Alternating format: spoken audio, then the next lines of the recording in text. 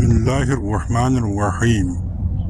ناظرین، ہم اپنی آج کی ویڈیو میں حضرت امام علی علیہ السلام سے جڑی ہوئی دعا جسے نعت علی کہا جاتا ہے وہ ہے کیا، اور اس کے پڑھنے کا طریقہ اصل میں کیا ہے، اور وہ ایک غلطی جو عموماً لوگ کرتے ہیں وہ کیا ہے، اس حوالے سے یہ ویڈیو آپ کے ساتھ شیئر کریں گے۔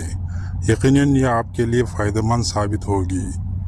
ناظرین کرام، نعت علی ایک ایسی دعا ہے جو صدیوں سے عاملین کے معاملات میں شامل ہے۔ یہ دعا امام اولیاء حضرت امام علی علیہ السلام سے منسوب ہے، اور اس کے فوائد پر بے شمار تحریریں، ویڈیوز، آڈیوز دستیاب ہیں۔ آج ہم ایک ایسے دور سے گزر رہے ہیں، اس میں ہماری شامت اعمال سے ایسے خرابیوں نے جنم لے لیا ہے جن کے علاج اس سے بڑے عامل ڈاکٹر حکیم کے پاس ہونا بھی ممکن نہیں۔ اس کی سب سے بڑی وجہ یہ ہے کہ ہم آسانیوں کے قائل ہو گئے، چاہتے ہیں کہ درپیش مسائل کا حل منٹوں سیکنڈوں میں حل ہو جائے، اور ہینگ لگے نہ پھٹکڑی، اس کے مصداق پلے سے کچھ خرچ بھی نہ ہو۔ یہ نیت کرنے کے بعد ہم از خود ایسے جعلی عاملوں پر کرتے ہیں جن کے ہاں پہلے سے شیاطین نے ڈیرے ڈال رکھے ہیں۔ وہاں جو کچھ ہمارے ساتھ ہوتا ہے یہ کسی سے ڈھکا چھپا نہیں، اور وہ ایسا ہے کہ ہم شرم کے مارے نہ کسی سے کہہ پاتے ہیں اور نہ اس کے اثرات سے بچ پاتے ہیں۔ اگر ہم اپنے عقائد کی اصلاح کر لیں اور اللہ اور اس کے حبیب صلی اللہ علیہ وآلہ وسلم اور اپنے اسلاف کے بتائے ہوئے راستے پر چل پڑے تو یقین کیجئے ہمارے مسائل پیدا ہونے سے پہلے ہی دم توڑ دیں گے۔ اگر غیر مسلم ہمارے قرآن پاک سے فیض یاب ہو رہے ہیں اور اپنی جسمانی اور روحانی بیماریوں سے نجات پا رہے ہیں، اس میں ہمارے لیے کیا امر مانی ہے؟ اس کا جواب ہے صرف اور صرف یقین، اعتقاد اور راسخ الایمان ہونے کی کمی۔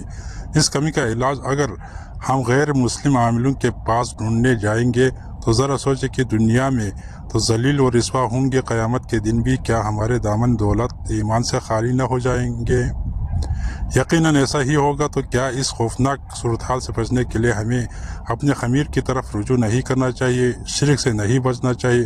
اگر آپ کا جواب ہاں میں ہے تو آئیے اپنی اصل کی طرف لوٹتے ہیں۔ نعت علی ہماری اصل، ہماری ابتدا، ہماری بنیادوں میں سے ہے۔ اسے اپنائی، پھر دیکھتے ہیں کہ اس کے طفیل ہمارے اللہ ہمارا دامن مال و زر، اولاد، خوشحالی، سکون اور فتوحات سے کیسے بھر دیتا ہے۔ نعت علی کا ورد اس کے حوالے سے اس ویڈیو میں بیان کردہ اعمال کی افادیت کسی تجربے کی نہیں، محض عمل کی متقاضی ہے۔ اگر کہیں اٹک جائے تو آپ مجھے کمنٹ سیکشن میں بتائیے یا مجھے فون کیجیے، میں حتی الامکان خدمت کروں گا۔ ناظرین کرام، ایک بات یاد رہے کہ نعت علی ایک دعا ہے، یہ کچھ جادو یا اس قسم کی کوئی چیز نہیں۔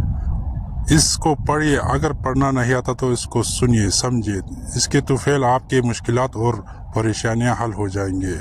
ایسا نہیں ناظرین کرام، دعا اللہ اور بندے کے درمیان ایک زندہ جاوید تعلق ہوتا ہے، اور انبیاء علیہ السلام، اولیاء اللہ اور اماموں کے توسل سے اور ان کے وسیلے سے دعا مانگنا مستحب ہے۔ ناظرین، نعت علی کو کسی لوح پر لکھ کر سجانے کی بجائے اس کو پڑھیے، اللہ تعالیٰ سے دعا کیجیے۔ اس دعا کے صدقے اللہ تعالیٰ آپ کی مشکلات اور پریشانیاں ضرور حل کریں گے۔ ناظرین کرام، یاد رہے کہ نعت علی کے دو وظائف ہیں یا دو دعائیں ہیں، ایک کو نعت علی صغیر کہا جاتا ہے اور دوسرے کو نعت علی کبیر کہا جاتا ہے۔ عموماً ایک غلطی جو ہم سب کرتے ہیں وہ یہ ہے کہ ہم نعت علی صغیر اور نعت علی کبیر کو اکٹھا پڑھتے ہیں۔ یہ بہت بڑی غلطی ہے، ایسا مت کریے۔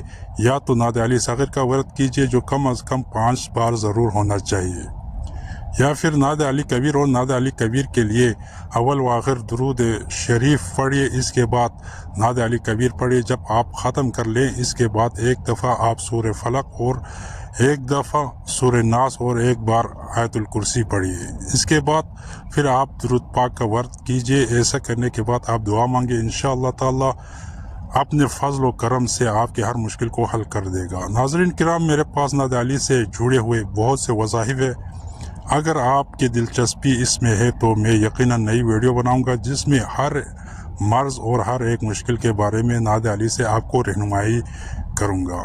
آپ کو ہماری یہ ویڈیو پسند آئی ہے تو لائک اور شیئر کریں، اور علی والا ٹی وی کی فیملی بننے کے لیے چینل کو سبسکرائب کریں۔ شکریہ، والسلام علیکم ورحمۃ اللہ وبرکاتہ۔